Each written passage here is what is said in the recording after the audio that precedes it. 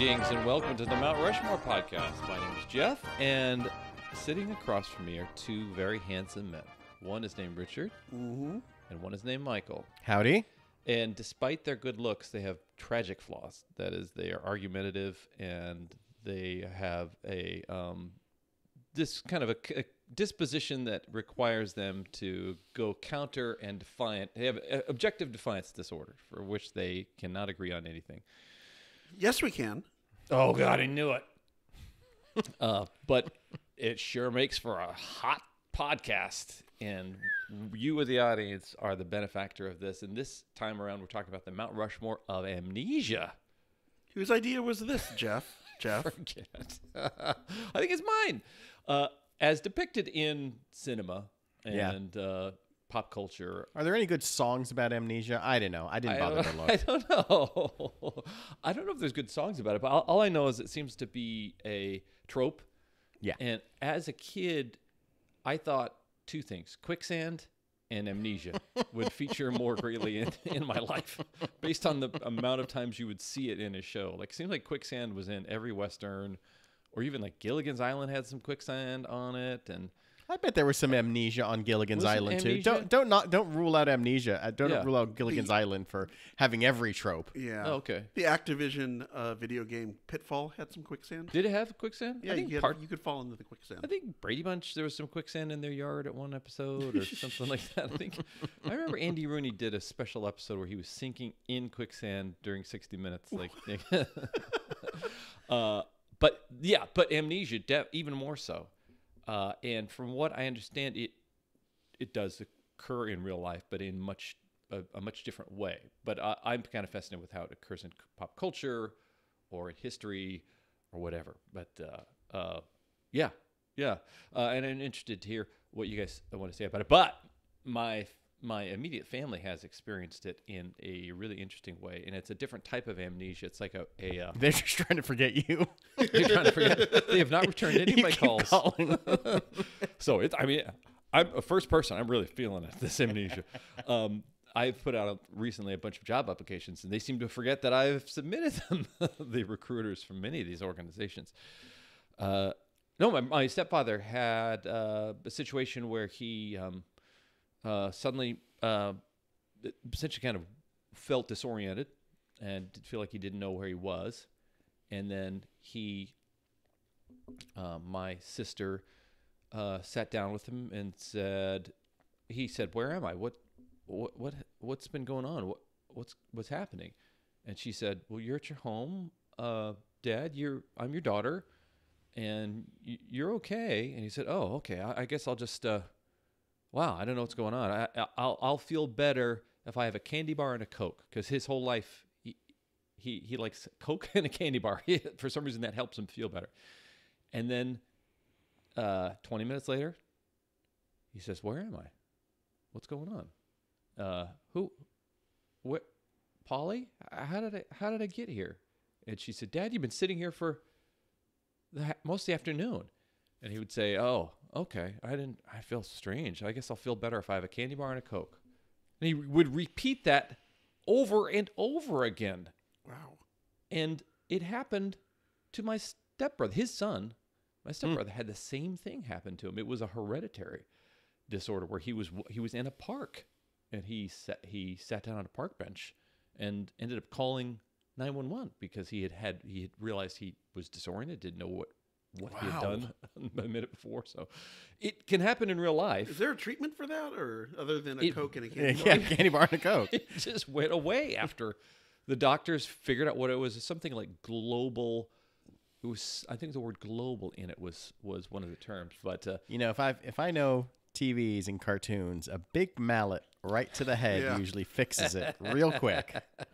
Yeah, he just bit into an electrical socket. After 24 hours, Wow. it went away. Now, did this happen frequently? Or was it just like a one-time thing that just like popped up? Or is it like... It's only happened there was only one instance of this repetition. Huh. But she said it repeated so often and in such a consistent way that she thought he was punking them because he would always say the thing about the candy bar and a Coke. because no matter where you go, there you are. He was always that's always been how he's dealt with it in the past. Like if he had hangovers, for some reason that was just his thing. Well, Coke was kind of a pharmaceutical thing for people years and years ago. Anyway, but they thought it was so maddening for them to experience because it almost seemed like it was scripted, because his disorientation would happen in the same way each time, and then his self-diagnosis and then his treatment would be the same thing each time. But I don't know. Okay, so and we maybe discuss how it is in real life, or we may be discussing popular culture kind of things anyhow. So boy, we're gonna get silly. I mean, okay. I'm all silly. I would also like to tell you guys that I've searched through our archives, and we've done this topic 17 times in the past. What? Yeah. All right, Michael, you start. Okay. My first choice is Jason Bourne in the Bourne Identity series. Yeah. Sure. Where Jason Bourne, whose real name is actually David Webb, is like a CIA hitman, kind of secret agent sort of guy, and he's been kind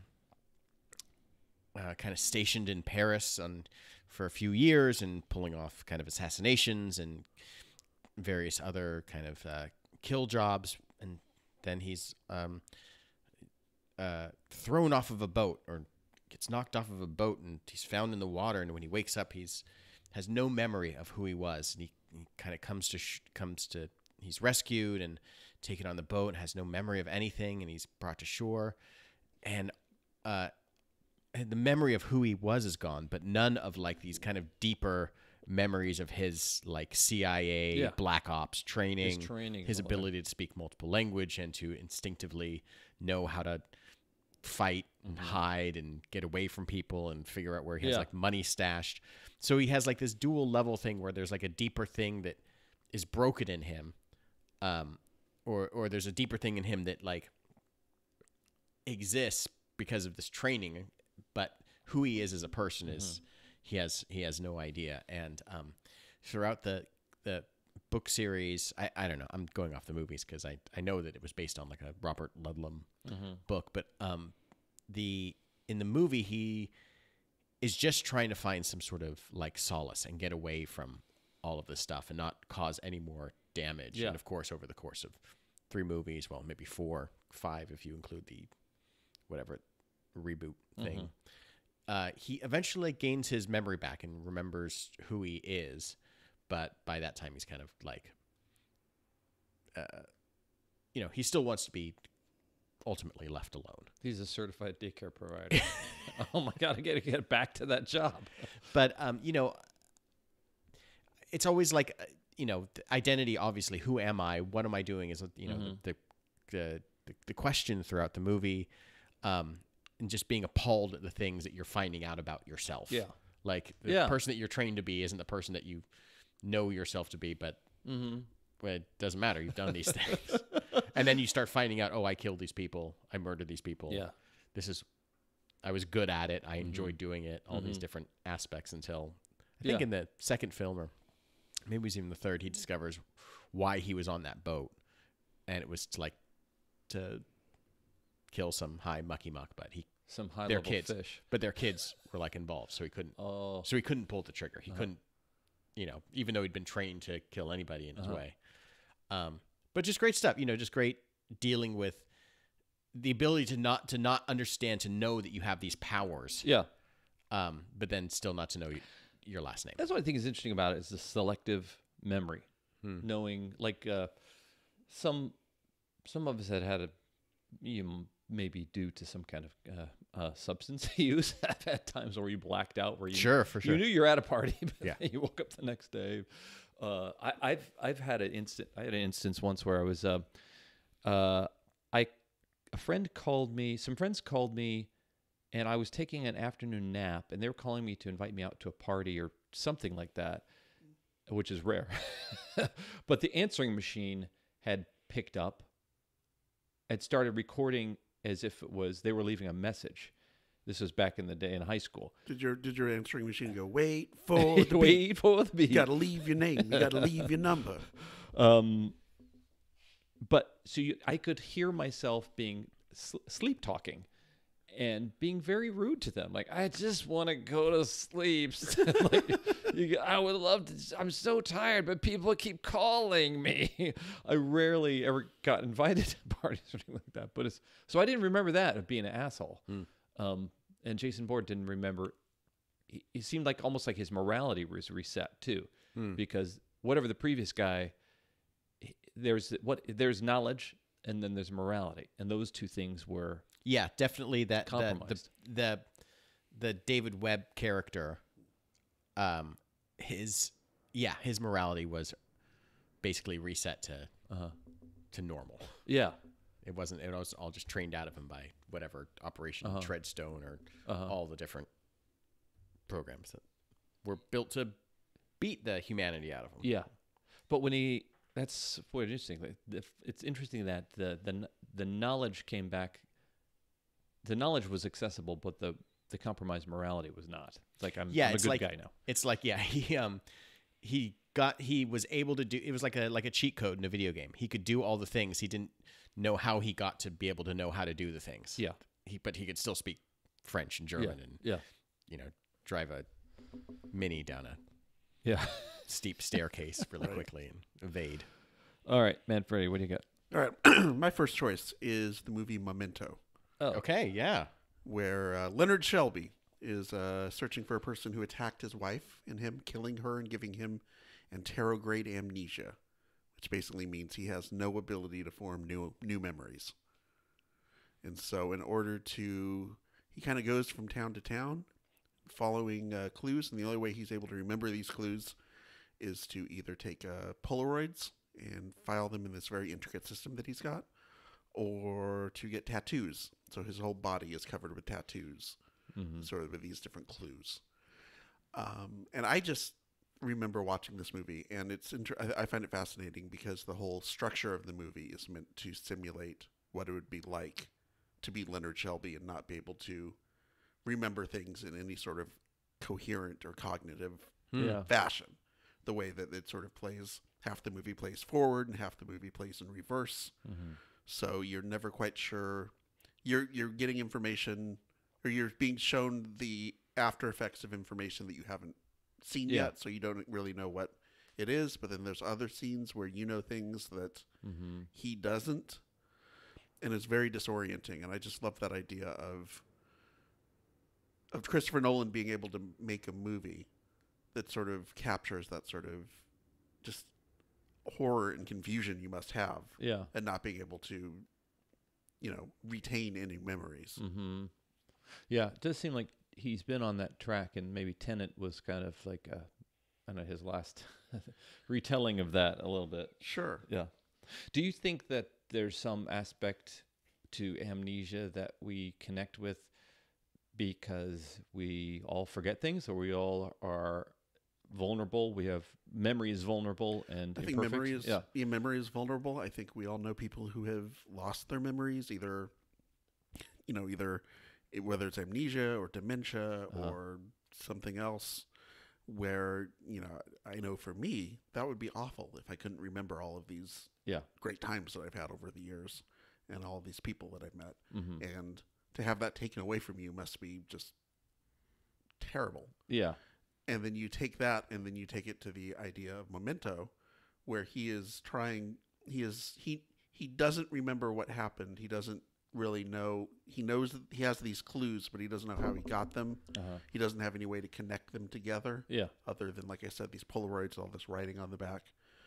And ultimately, he's kind of being used by Joe Pantalone's character to he's manipulating him and basically using his lack of a memory against him. Yeah.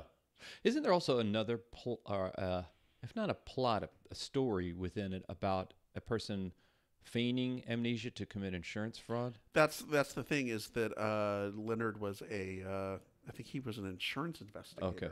And it's Stephen Tobolowsky, who Needle Nose Ned. Good old Needle Nose Ned, who he remembers as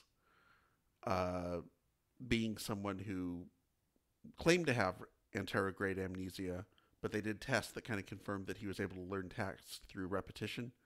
and so he turned down his insurance claim, and he wound up killing his wife. Yeah. After that happened.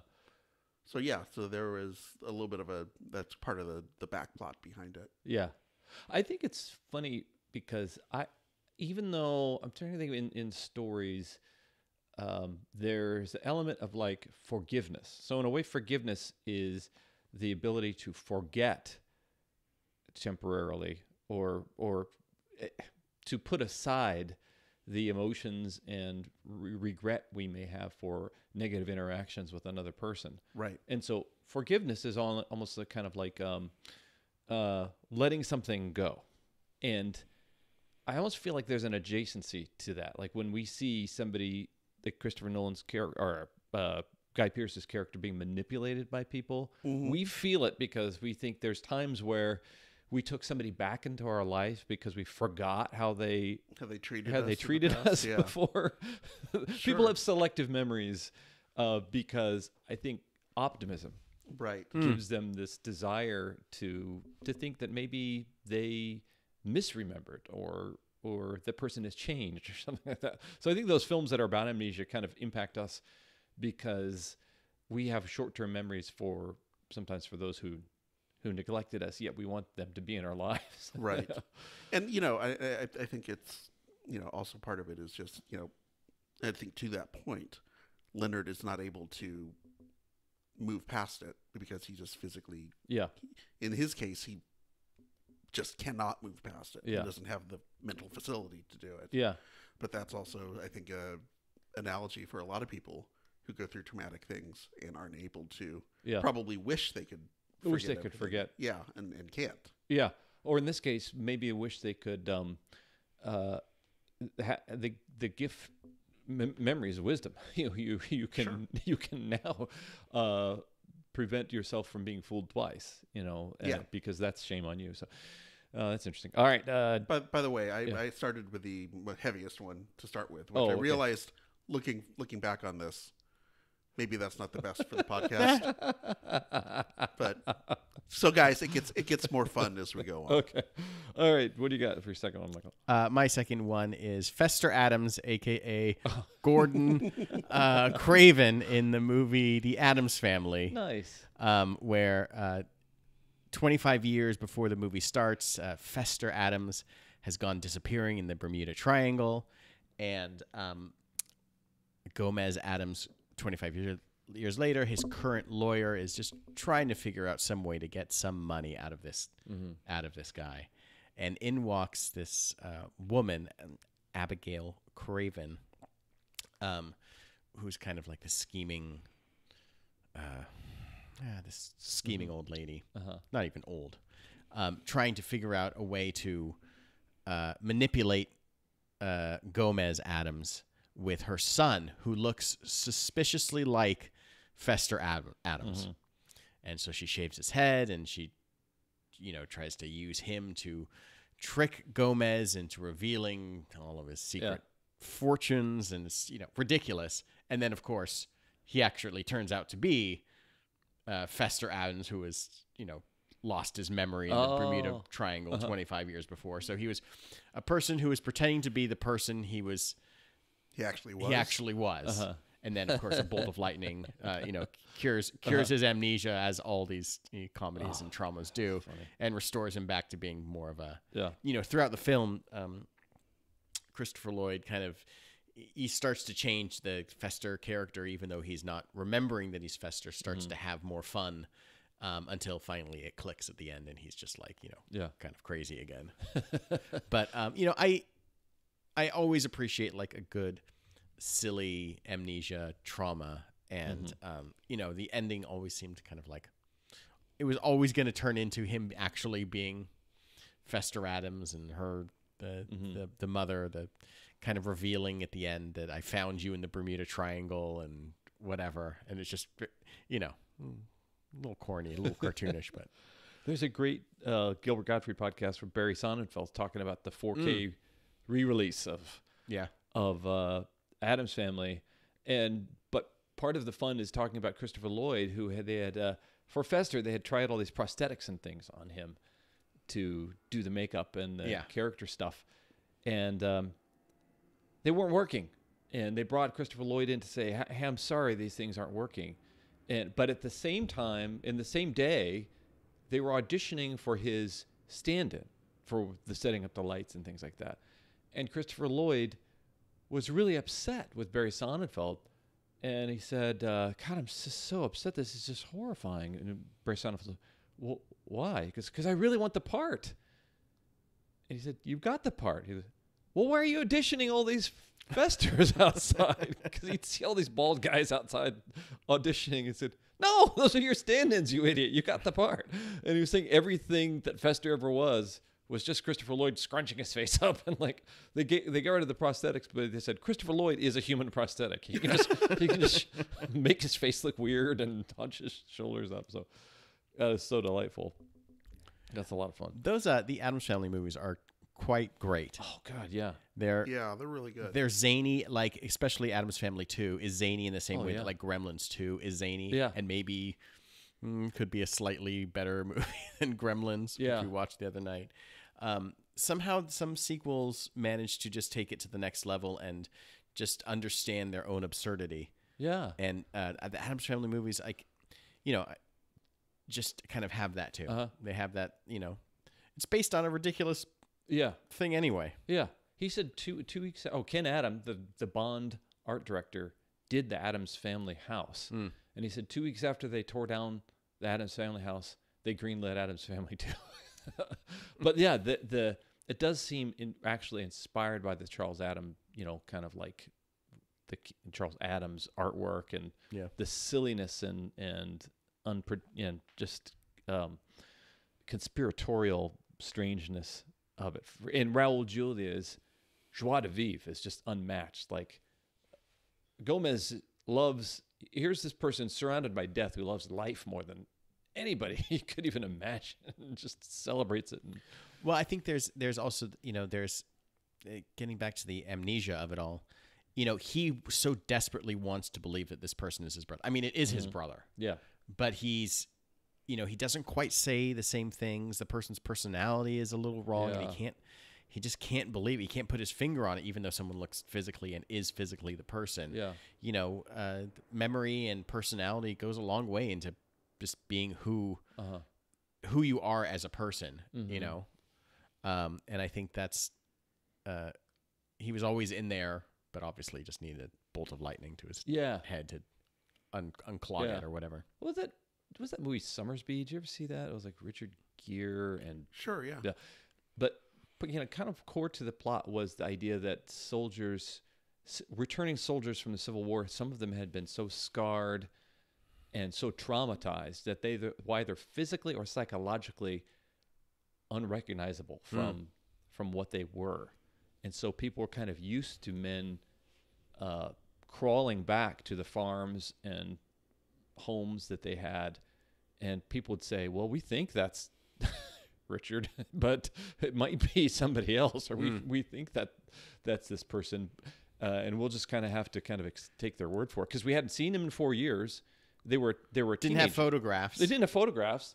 They were a 12-year-old when they left, and they're 17 now, and they look totally different. So, all right, Manfredi. All right, my second choice is the real-life disappearance of Agatha Christie. Ooh. Oh, I didn't know this happened. You didn't hear about this? You never knew about this? No. Wait a second.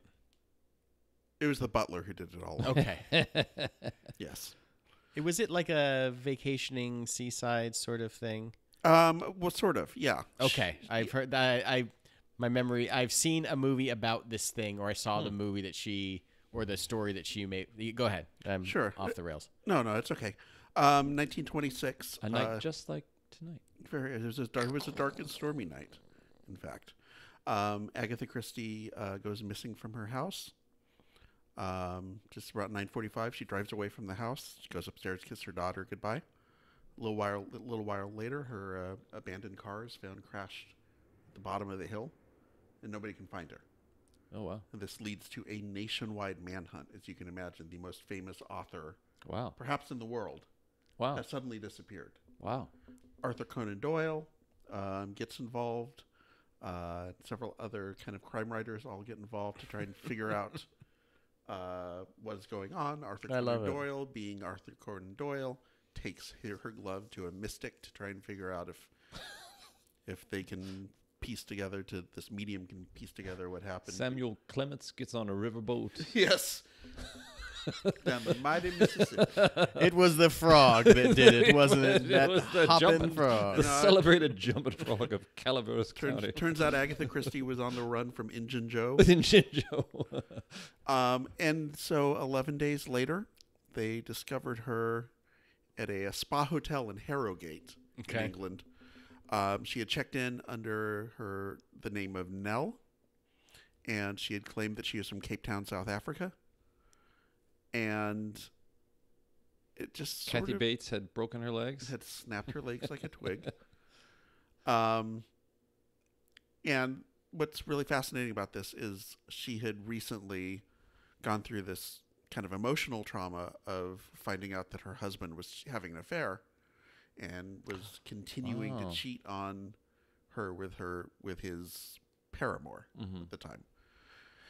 And so there has been ever since then, this has been a big mystery. Did Agatha Christie really have amnesia? Because she claimed that she couldn't remember who she was. She sort of checked in and sort of had this assumed name and everything because that's who she thought she was.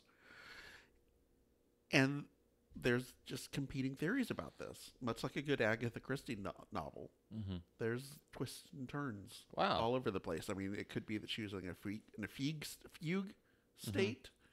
Or that she had some sort of psychological breakdown, basically, that led to her having temporary amnesia.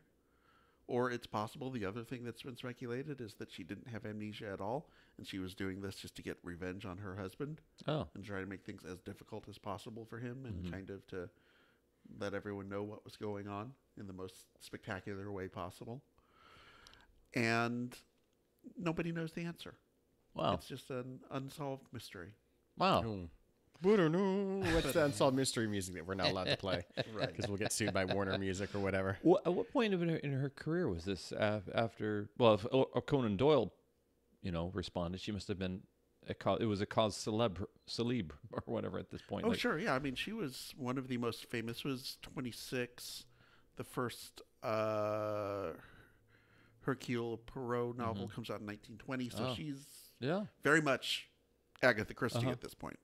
I wonder if she had fallen down a mine shaft, would all the authors have come together to sing a song about her? Yeah, sing a song to write a story. Sending our love down the well. The mystery of love, Agatha. It's no mystery, we love you. So, did she? I mean, okay. Did she Were there any clues that she left? That how was she discovered? Who discovered her? Somebody, because it was all over the newspapers, and eventually somebody who was her big button that she was wearing that says "I'm Agatha Christie. Ask me about Hercule Poirot." And eventually somebody who was at the spa hotel recognized her and called the police. I mean, did she? It would be like if Stephen King went missing today and was just hanging out at a hotel somewhere. Yeah. Somebody would go, "Hey, the Quality Inn and Suites." Yeah, exactly. In Bangor, Maine. In Bangor, Maine. Somebody would realize. I mean, when they came up to her, did she be like, "Oh yeah, I am Agatha Christie. You're right," or is she like, "No, I'm Nell"? How long did that I don't know. That's a good question, and my research did not come up with the answer to that. That feels like a streamer. That feels like a thing on the streamer with Jeremy Irons as Conan Doyle. Meryl Streep is Nell/Agatha. Yeah. There is a Netflix movie that I walked in coming home one night after recording a podcast that Emily was like 4/5 of the way in, and it was about this. Oh, it was really? Yeah. Oh, so okay. I have no actual memory of. I just know these tiny little bits and pieces about this, but I think there's something out there you can find pretty easily. And Danielle Steele is wishes she could forget that she was Danielle Steele. Okay. All right. So we are at our halftime, and we haven't forgotten about you, our audience. Nailed it. We still want to invite you to submit topics for future episodes. You haven't in 4 years, but we think you just hold. What? And you're just you're holding saving up, them up. saving them up. Saving up Or the new year starts, we're gonna get like Yeah. 1,000 of these. for Topic Storm 2022. The topical storm. The is topical coming- storm. Oh my is God, coming Jeff. Wait, You did it. was You I- did it. I did it. Was I supposed to be checking our email for the last 4 Oh years? God! Oh God! Oh no! I thought you were checking. The suggestion box, the Rushmore suggestion box. It's just completely full up at this point. But stop. Just stop. Yeah. Go away. Yeah. Grow a pair and quit. So we're expecting 2022 to be the big year of suggestions. We mentioned just there's something about Facebook or Instagram or Twitter that's blocking them, and maybe we just need to unlock comments or something like that. And that would be topics that we could tackle in future episodes. So please do that. And if you're within the sound of my voice and you can share this podcast with one other person, that would be a huge favor to us, because 2022 is the year we break through. Oh, nailed it. Hey, it's the holiday season, so like, give the gift of 297 episodes. 298. This one's 298. And hey, it's coming up. I guess we're already past the New Year's coming up here, and so Richard and Michael and I are wearing our 2022 novelty glasses right now. The zero of the 2000, that zero is easy to look through, but the last two is kind of hard to kind of. Yeah, driving over here was really hard. I crashed into a few cars, and it's expensive to get those prescriptions, because to cut the glass inside the tube is so Right. hard. Okay, we're back, and it is Michael's responsibility to let us know his third choice. my third choice is Kermit the Frog in the movie Muppets Take Manhattan. Yes. Oh, lovely. Lovely. Where Kermit has been tasked with trying to get the band back together after the Muppets have split up after a number of years or something. And he's finally worked on this big musical sort of thing and trying to find someone to produce it. And he goes to New York and he's going to get everybody back together. And so everyone starts coming in from all around the world, and Rolf the dog and Miss Piggy, and so I can name off a dozen other Muppets. Yeah. And then he's coming down from the person that's going to produce, he's going back to tell everybody that he found someone to produce this musical, and bam, gets hit by a taxi. Shit. And he wakes up in the hospital, and he has no memory of anything. So the entire huge production is put on hold until he can figure it out. And so that the hospital releases him, and he doesn't know who he is, and he's walking around, and the first thing he starts to notice is like other frogs that look exactly like him in various shades of greens and blues. Yeah. And their names are all Gil and Bill and Phil. Bill. And then he decides that he's going to get a job. His name is going to be Phil. Fill up Phil. And he gets a job at an ad agency. Yeah. And he just tells what I like is he just tells the truth. It's like, soap is good and it will get your body clean. He also forgets and it also brings up the fact he very easily forgets his attraction to Miss Piggy. Like, doesn't he? He's unattracted to Miss Piggy when he sees her, or she says, "Kirby, we're married," or whatever. And he starts laughing at her, basically. Yeah, he there's his big like memory, return moment is he and the rest of the frogs happen into the same diner that he was kind of working at, or he was, where everyone was, they're on their last day of course trying to find him before the whatever would happen. The what's its and the who's its. Yeah. And he's sitting in the diner, and he starts kind of like, that memory thing starts coming back, where he's just like tapping on glasses, and he starts tapping the Together Again tune. And he's like, Kermit, you can't believe you're here. And he's like, I don't know who you people are, but I'm really happy to meet you. And Kermit, Miss Piggy's like, but you remember me, Kermit? Yeah. And he's like, we were going to get married. You love me. He's like, love a pig. Ha, ha, ha. And she gives him a big hi-ya karate chop, and he goes flying, and bang, more trauma, and his memory returns. I love a good trauma memory return. Yeah. Going away. Especially cartoon style. Okay. Manfredi. All right. My third choice is The Eternal Sunshine of the Spotless Mind. Yeah. Mm-hmm. This is where kind of a near future, I guess, or a sort of alternate universe sort of thing where there's a company that has the ability to remove specific memories from people's minds. And so I kind of look at this as being still kind of like selective amnesia, very selective, as in you actually selected the amnesia that you wanted to get. And in this case, Kate Winslet's character Clementine has a bad breakup with Jim Carrey, which everyone should. If you're dating Jim Carrey, break up as quickly as possible with him. But she basically wants to undergoes a procedure and just wipes him from her mind. And he finds out about it and decides he wants to do the same thing. But then kind of as the procedure is happening, he starts to realize, I don't actually want to forget her. And he's kind of trying to fight the procedure off as it's taking place inside his head. I loved this movie when it came out, and I still love it. Oh. Yeah, in some ways, it can feel like a very depressing movie because it's about a breakup. But then at the end of the movie, spoiler alert, they wind up reconnecting, and they realize that they had gone through this. They had been dating and had broken up and had decided to erase each other from the memories. And in spite of that, they decide to start dating again. Yeah. Because maybe this time will be different. And it ends on that kind of ambiguous ending. Like, we don't know, did it work out for them this time? Yeah. Or are they just destined to be two people who are like very much in love with each other, but also very antagonistic toward each other, and it's just never going to work no matter what? You know, and the idea that you could, we were talking about that a little bit with Memento. You know, there are certain things that you would like to forget in your life. Yeah. Wouldn't it be great if all of the traumatic things in your life, you just didn't remember them? Yeah. But I mean, the reality is that it's those traumas that are a big part of what make you kind of who you are. Yeah. You know?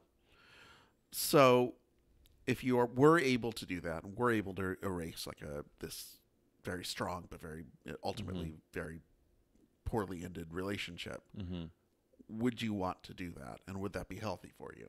Yeah. And I've thought about that myself. Like, what would happen if I had a bad relationship? Would I want to zap it out of my mind? I don't think so. Just hit the delete on these podcast episodes. We got it, Rich.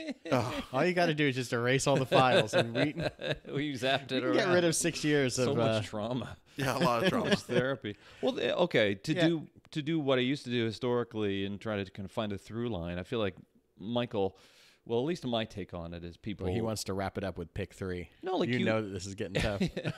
No. I think it's interesting that you've mentioned a few of amnesias and memory blocks that were inspired by romantic trauma, and not Leonard Shelby, although that's his wife, so it kind of is. Yeah, so it's interesting that some of the most potent, some of the most potent memories and hurtful memories we can be driven to or automatically block out because of just the trauma that they cause. And that's why people go into shock, is to protect themselves from pain. Yeah.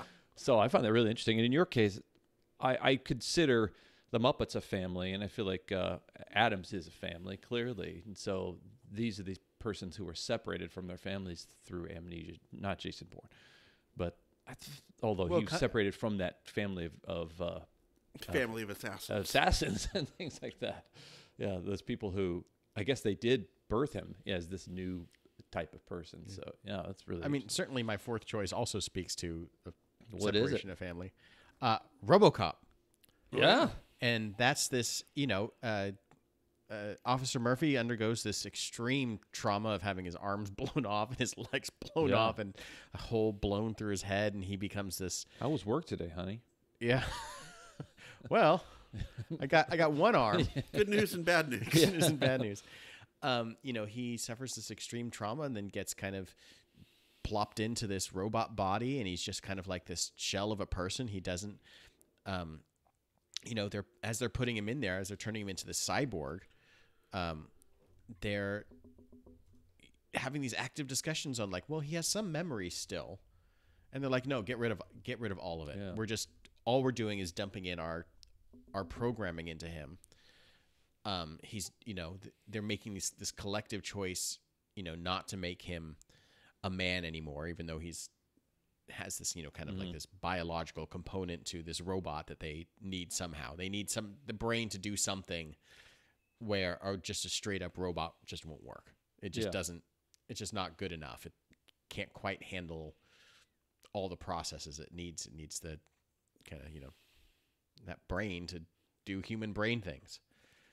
But of course, throughout the course of the movie, he slowly starts to see the person behind the mask. He sees the humanity there, and he starts to remember like some of his own family, his wife and his child, and he visits the home and he just goes, it just like, he's like there's these great like Frankenstein monster moments where he's just like enraged over like what has been done to him. They've turned him into this thing, and he eventually kind of does another, he has another shock thing where he jams like his little shock instrument thing into a thing, and he kind of electrocutes himself a little bit, and he just kind of remembers who he is, and he's able to kind of be these two parts in the same body. He's able to be Murphy, but now Robocop. 70% of him is a robot, but he's still a person there, and that's who he is going forward. Yeah. But it's just interesting, the corporate nature of like, just get rid of it. It's easier to do it without. Just do a full rewrite of the memory, and then we'll just go from there. We don't need any personality. At some point, he still has another arm, and like, lose the other arm. We don't need. It's fine. We don't need the other arm. Just cut it down. Just lose it. It's fine. But I don't know. His trauma is from losing his humanity, but also losing his connection to his family, which is all kind of tied together. What I think is interesting about that is because it brings up the idea of identity, because in some cases it's almost like they become another person. Like Robocop is now almost like Winter Soldier is almost another person. Yeah, I think even Get Out, they have their brains put into another body.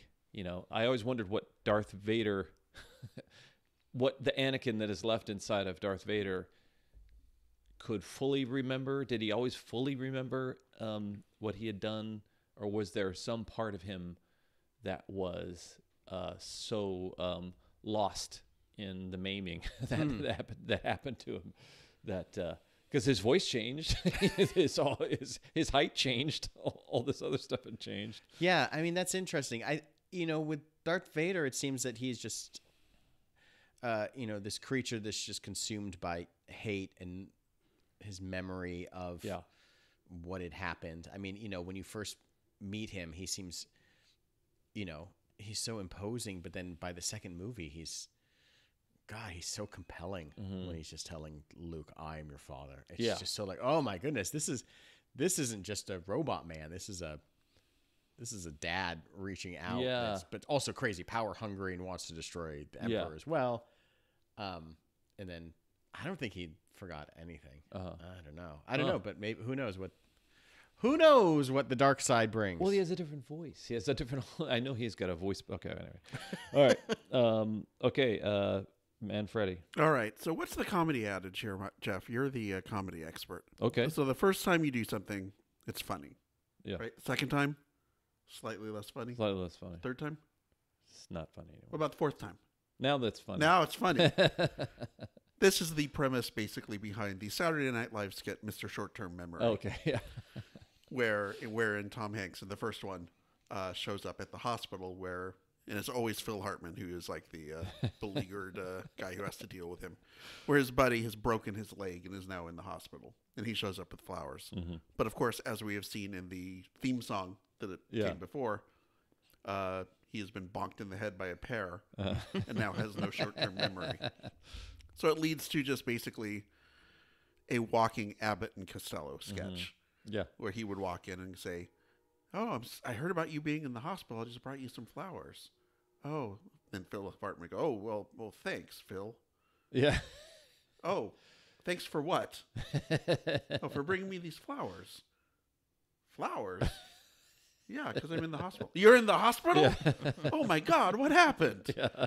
And it's just about 4 or 5 minutes of Yeah. just him panicking and trying to call the nurse in because he has a broken leg. And then the nurse comes in. Then he realizes that they're in a hospital. Then she leaves. Then he realizes his leg is broken again. And it just kind of goes on and on and on. Yeah. And they would do later sketches. There's one where he's on a game show.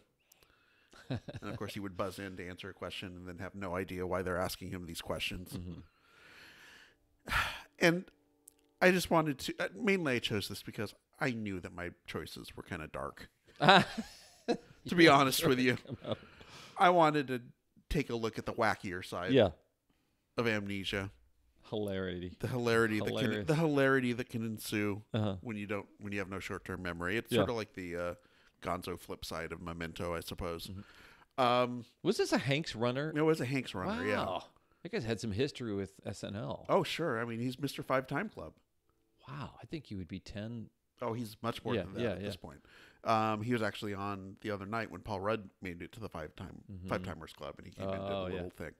But yeah, this is one of the Tom Hanks ones I really remember, and it works because Tom Hanks is able to go from that sincerity of, oh my God, you're in the hospital, to like the over the top kind of earlier Tom Hanks of, you broke your leg.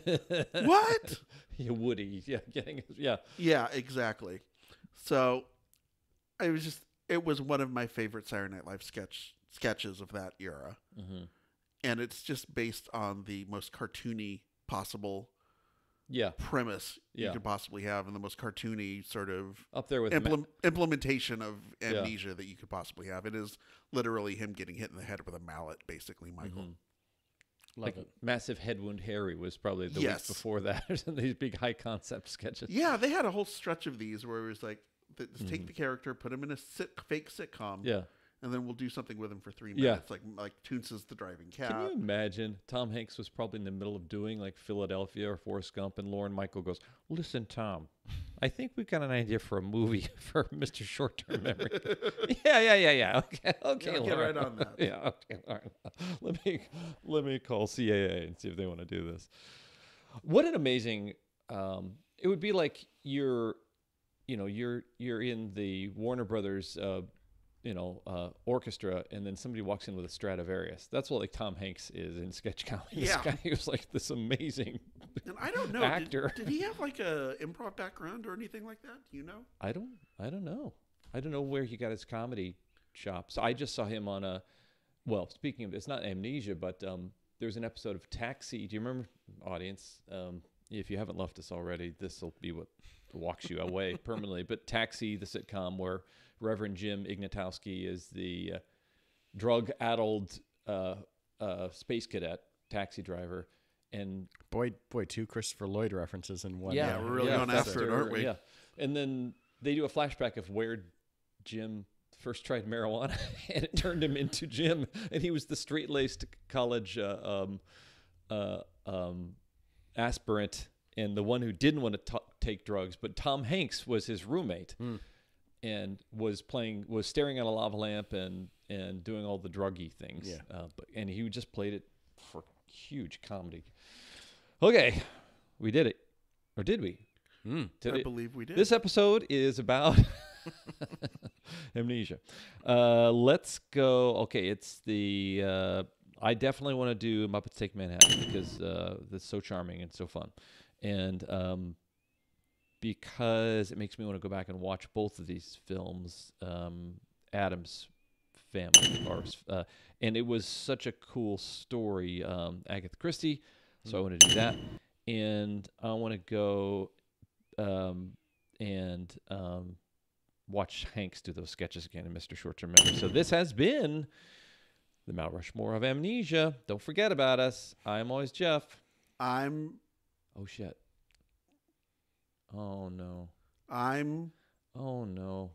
Get the mallet. I was going to hit him anyway. There's a good reason. I'm Agatha Christie. Oh, God.